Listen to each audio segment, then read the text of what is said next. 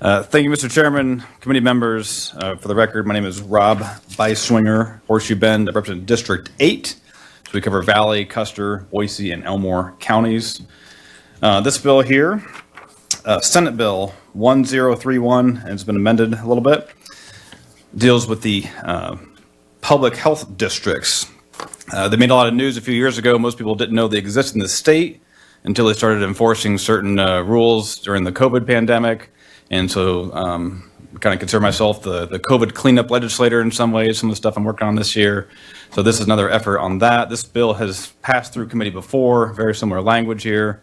I've got Senator Lenny here for questions too, if you would like. He's sponsored on the Senate side, but basically this just tightens up the language. If you read what the current law is for these health district boards and such, it currently says to do all things required for the preservation and protection of public health. It's pretty broad. I don't know. It gets me kind of nervous, especially given some of the stuff that happens in our country. Not a big fan of some of the stuff that happens in the medical industries and stuff, especially in the past few years.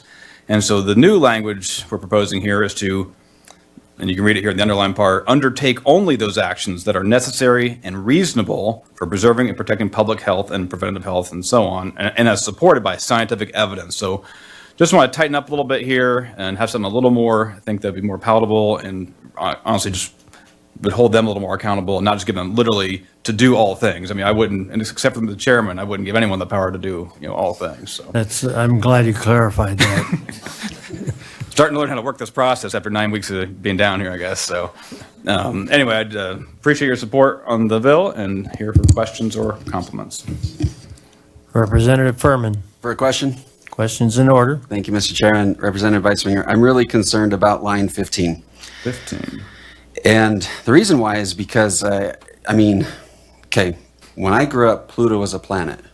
And scientific evidence said it was, and now scientific evidence says it's not. And eggs were bad for me, and scientific evidence today says it's good. And in the 70s, it was an ice age, and scientific evidence said that, and now it's not. So if we're going to tell them they have to rely on supported scientific evidence, one concern I had during COVID, you mentioned you're the COVID cleanup guy, is that everything was declared that it was based on scientific evidence. So how does this really help? I think it almost opens up another can of worms that anything could become scientific evidence.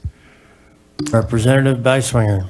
It's an interesting take. I don't totally disagree. And, yes, things were claimed to be scientific evidence. I think we're trying to hold them at least somewhat accountable. Yeah, I do agree overall that you can find studies that say anything, right? You give a study saying, this is good, this is not good, and sometimes both things are true. So it is a challenge here. But, certainly way better than saying that you can do whatever you want versus now at least you've got to come in and justify your position. So I guess I think it's a small step in the right direction. And you want to add more to that? Representative Razor. Thank you, Mr. Chairman, for a motion. Motion's in order. I move to send Senate Bill 1031 to the floor with a due pass recommendation. Okay, we do have several people wanting to testify. I didn't know if the senator wanted to get up and you don't want to add anything to it, all righty.